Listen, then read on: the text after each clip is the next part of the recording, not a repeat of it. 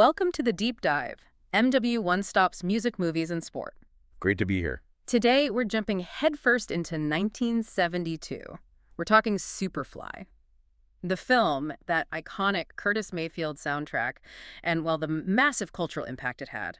Just a heads up for you listening, the information for this story comes from the internet and may not always be completely accurate.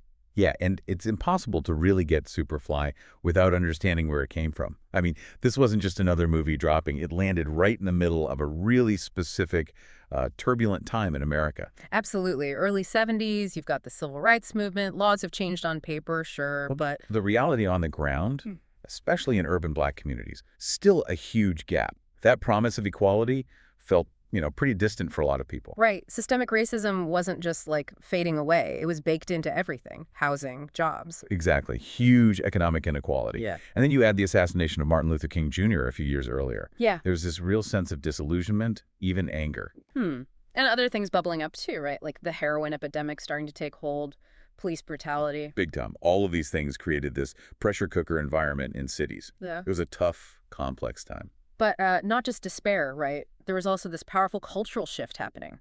Black power. Yes, a really important countercurrent. This surge of Black identity, Black pride. The whole Black is Beautiful movement.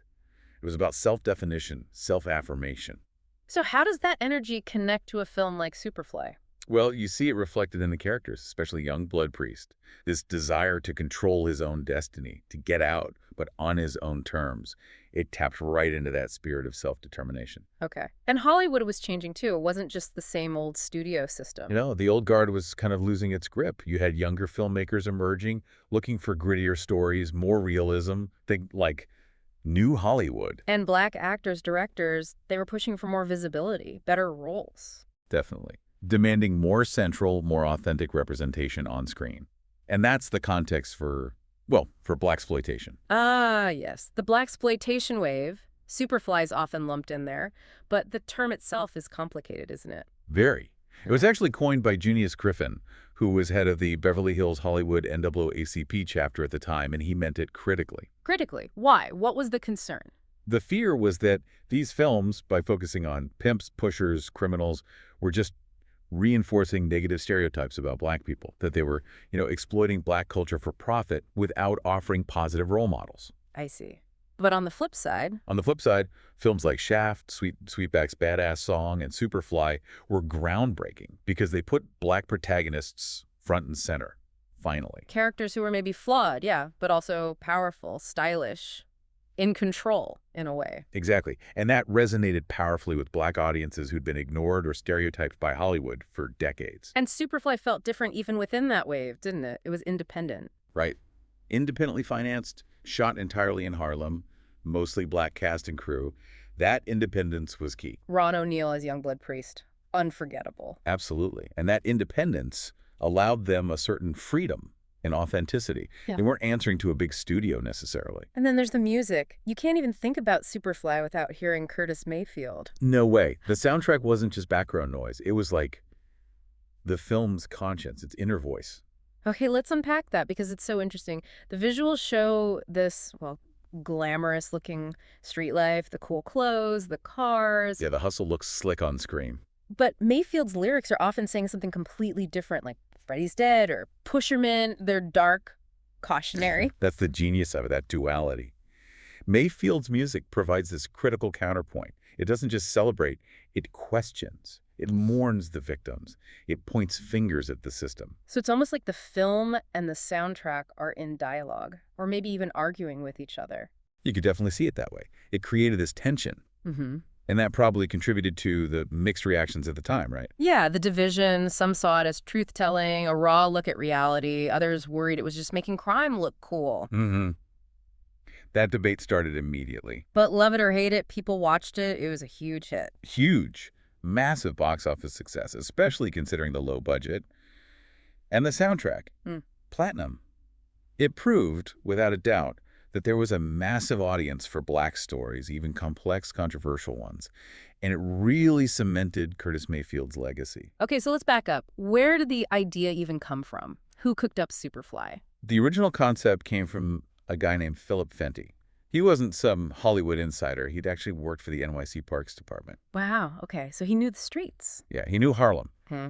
And he wanted to write something that showed the nuance, the reality of that world, not just the usual stereotypes. He wanted to show the people behind the labels. And Youngblood Priest, he wasn't just a cardboard cutout villain. Not at all. Fenty envisioned him as smart, maybe even a bit philosophical. Trapped on the life shore, but wanting out. That desire to escape, that's central. So Fenty hooks up with Sig Shore, a white producer. How did that work? And funding must have been tough. Shore saw the potential, the edge. Yeah. But yeah, raising money independently for that kind of film back then, a huge hurdle. They scraped together maybe, what, $300,000, $500,000, something in that range. Really low budget. Wow. Pennies, basically, for a feature film. Pretty much. Took a lot of hustle just to get it financed. And the director was Gordon Parks Jr. His dad directed Shaft, right? Yeah, Gordon Parks Sr. directed Shaft. Jr. definitely had filmmaking in his blood, but he brought his own distinct style to Superfly. He was all about authenticity. Oh, so? He insisted on shooting everything on location in Harlem, no sound stages. He wanted the city itself, the real environment, to be part of the story. That gave it that gritty, almost documentary feel. And Rod O'Neal, he wasn't a big movie star yet. No, mostly a stage actor. Came from the Negro Ensemble Company, very respected theater background. That depth really comes through. He gave Priest that mix of street swagger and like this underlying weariness, this longing for something else. And the look, the clothes are iconic. Oh, absolutely. Nate Adams, a Harlem-based designer, was key there. The leather, the wide collars, the hats. It was more than just fashion. How do you mean? Well, in an era where black people were often shown in really negative ways, that sharp, sophisticated style was a statement. It was about self-respect, agency, defiance almost. Looking fly was resistance. And the actual filming with that low budget Right. must have been chaotic. Definitely had that guerrilla filmmaking energy, lots of improvisation, using local people as extras, maybe even actors. Minimal crew, minimal gear. I heard they had to borrow the famous customized Cadillac Eldorado for some scenes. Ah, really? You know, those limitations kind of force a certain raw energy onto the film, I think. And then Curtis Mayfield steps in. His role feels pivotal, more than just doing the music. Totally pivotal. He wasn't just hired to write some songs. His music became integral to the film's whole meaning. Its soul, really. It elevated everything. Let's talk more about Mayfield. He already had this incredible track record before Superfly, right? With the Impressions, his solo stuff. Oh, yeah. A giant. With the Impressions, he wrote classics like People Get Ready, deeply spiritual, hopeful, but then also solo tracks like Don't Worry, If There's a Hell Below, We're All Gonna Go. Much darker, more pointed social commentary. So he wasn't afraid to tackle tough subjects. Not at all. And crucially, he'd started his own label, Curtain Records. That gave him creative control. He wasn't just beholden to a major label's demands. Which must have been important for the Superfly project. Absolutely. He could create a soundtrack that truly served his vision, even if that vision challenged the film itself. Challenged how, specifically? We touched on it, but dive deeper into that lyrical contrast. Well, the lyrics consistently undercut any potential glamorization of the drug game. They focus on the destruction, the human cost, the despair. It's a warning. Freddie's dead is maybe the starkest example. Yeah, I mean, Freddie's a character who gets killed in the film, a victim of the life. Mayfield uses that specific story to paint this broader picture of waste, of exploitation. The lyrics are direct. Freddie's dead. That's what I said. We're all built up with progress. But sometimes, I must confess, we can deal with rockets and dreams. But reality, what does it mean? It's an indictment. And Pusherman. Musically, it's so smooth, so cool. It's got that incredible groove, yeah. Seductive, almost. But the lyrics, I'm your mama, I'm your daddy, I'm the N in the alley, it's sinister. Exactly. That juxtaposition is brilliant. The music pulls you in, but the words expose the predatory nature of the pusher, the false promises, the way he hooks people. He's not a hero. Mayfield paints him as a symptom of a broken system, maybe even a tool of it. How did they actually record all this? What was the process? It was all done at Mayfield's own Curtin Studios in Chicago. He had his killer band, used live instruments, but also experimented with early synthesizers, layered vocals, strings. It's a really rich, sophisticated production. Full creative control. And the reaction, you said it was big, but... Phenomenal. Straight to #1 on the Billboard charts. Platinum sales almost overnight. Critics raved about Mayfield's artistry, his courage. It put him right up there with Marvin Gaye's What's Going On, Stevie Wonder's work, these landmark albums of social consciousness. But even the soundtrack wasn't without critics. Some still felt it glorified the life. Yeah, that argument persisted. People heard the grooves, saw the film's imagery, and worried it was still making the Pusherman look cool, despite the lyrics. How did Mayfield respond to that? He always pushed back. He said his intention was to spark awareness, to show the reality, the ugliness behind the facade, to make people think, not to celebrate drug dealing. It was commentary, a warning. And its legacy in music. Yeah. It's huge, right? Still influential today. Undeniable. It's constantly cited as one of the greatest soundtracks ever. Its influence on soul, funk, R&B is massive, and hip-hop. Forget about it. So, Countless artists have sampled those beats, those grooves, from Public Enemy to Nas, Jay-Z, Kendrick Lamar. The list goes on. And beyond sampling, the whole vibe, the street-level storytelling mixed with social commentary, that's become a cornerstone of conscious hip-hop. It really set a new bar for what film music could be. okay, so the film drops August 4th, 1972. Soundtrack's blowing up. What happens next? What are the immediate shockwaves? Well, like we said, it wasn't a typical Hollywood rollout. It relied a lot on grassroots buzz, word of mouth. It opened huge, especially in black neighborhoods like Harlem, at places like the Lowe's Victoria Theater. So the audience found it immediately. They did, and it made serious money, way beyond what anyone expected for such a low-budget independent film. And what were black audiences seeing in Priest? We talked about him wanting out, but was there more to it? I think they saw a character who was complex, intelligent, stylish, and, importantly, navigating a hostile system. He wasn't just a victim. He had agency, even within the confines of the drug world. People cheered for his desire to beat the system, to get out on his own terms, not necessarily for the drug dealing itself. But the reviews, mainstream critics weren't always getting that nuance. Often? No. A lot of white critics dismissed it, saw it purely as glorifying crime, missed the social critique or the layers in Priest's character. But interestingly, the loudest criticism, the really organized pushback, came from within the black community. Right. Groups like the NAACP, CORE, the National Urban League, they had serious problems with it. Yeah, major concerns. The core argument was about representation. They feared Superfly perpetuated harmful stereotypes, the flashy black criminal, at a crucial time when they were fighting for more positive images. Junius Griffin's Ebony editorial really laid out those fears. And religious leaders, too. Boycotts. Yes, black clergy were alarmed. They worried about the influence on youth. There were protests, picketing outside theaters. It became a real flashpoint. How did Parks Jr., O'Neill, Mayfield respond to that criticism from their own community? They generally defended the film by saying they were reflecting a reality, however harsh. O'Neill stressed Priest's desire to escape. Mayfield emphasized the music's cautionary message, arguing it was meant to provoke thought about the conditions that led to drug culture, not endorse the culture itself.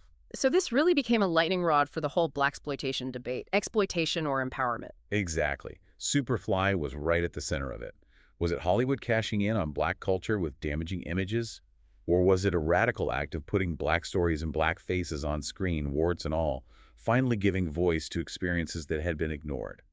There wasn't, and still isn't, an easy answer. And beyond the film itself, it had ripple effects. Fashion, slang. Oh, yeah. The Superfly, look at the coats, the hats, the whole aesthetic became hugely influential in black urban style in the early 70s. It impacted slang. And advertisers started noticing, too, targeting black consumers more directly. Even the government took notice. Nixon's war on drugs. Any connection. Well, the timing was certainly coincidental, or perhaps synergistic. The film's massive popularity definitely raised eyebrows in official circles concerned about its message regarding drug culture. It just added another layer to the whole phenomenon. It really was, like you said, a cultural Rorschach test. People saw in it what they brought to it. Looking back now, almost 50 years on, what stands out as the lasting legacy? I think Superfly really solidified itself as this cultural marker. It forced conversations about black identity, media representation, capitalism, crime, resistance, all packed into one film. And it opened doors for other black filmmakers. Definitely.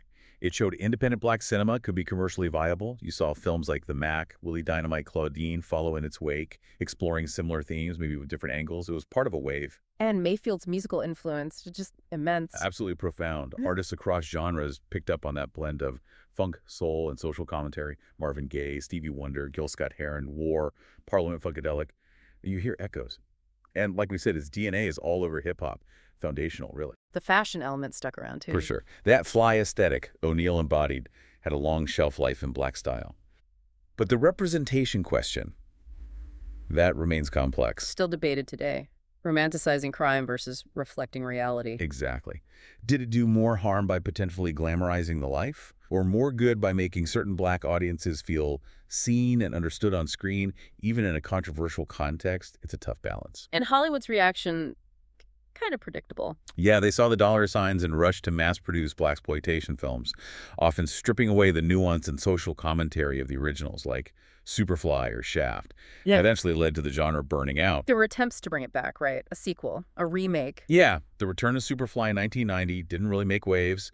And then the 2018 remake, set in Atlanta, very different vibe, mixed reviews. It raised the question, can Superfly's specific story work outside its original 1970s context? But the original still pops up. References in other films, music. Oh, constantly. Spike Lee references it. Tarantino. Hip-hop artists keep name-dropping it or sampling it.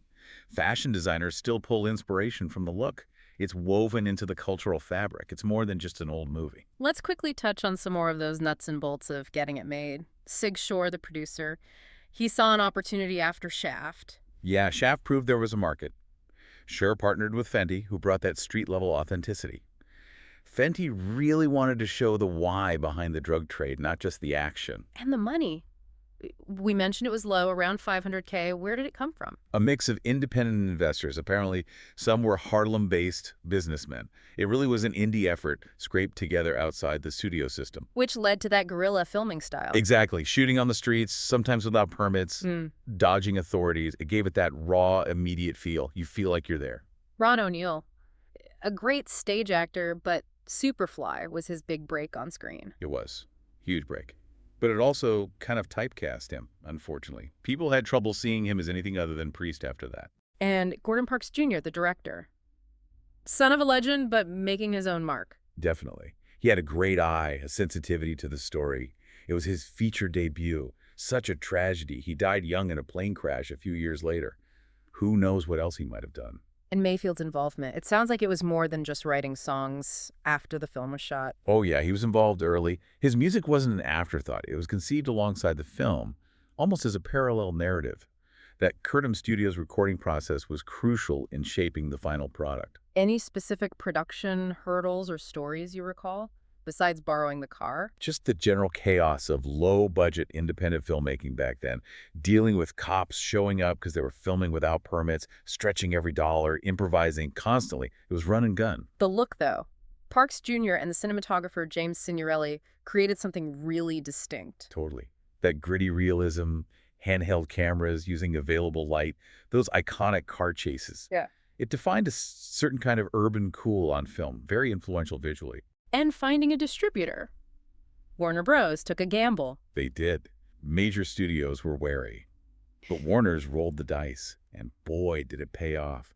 It proved there was a significant untapped audience hungry for these kinds of narratives. So wrapping this up, Superfly wasn't just a movie. It feels like, well, a moment. Absolutely. It was so deeply tied to its time, the politics, the culture, the music, a landmark in black cinema, for better or worse, depending on who you ask, and inseparable from Curtis Mayfield's incredible music. It definitely leaves you thinking about all those contradictions, the debates it sparked, and why we're still talking about it. Which brings us to that final thought for you listening. When you look at the intense arguments Superfly caused back then about representation, exploitation, reality, and the fact that those debates still resonate today when we talk about media, what does its enduring power tell us about how we portray complex lives? Who gets to tell those stories? And maybe the responsibility art has or doesn't have to society. A lot to chew on there. Thanks for joining us for this deep dive.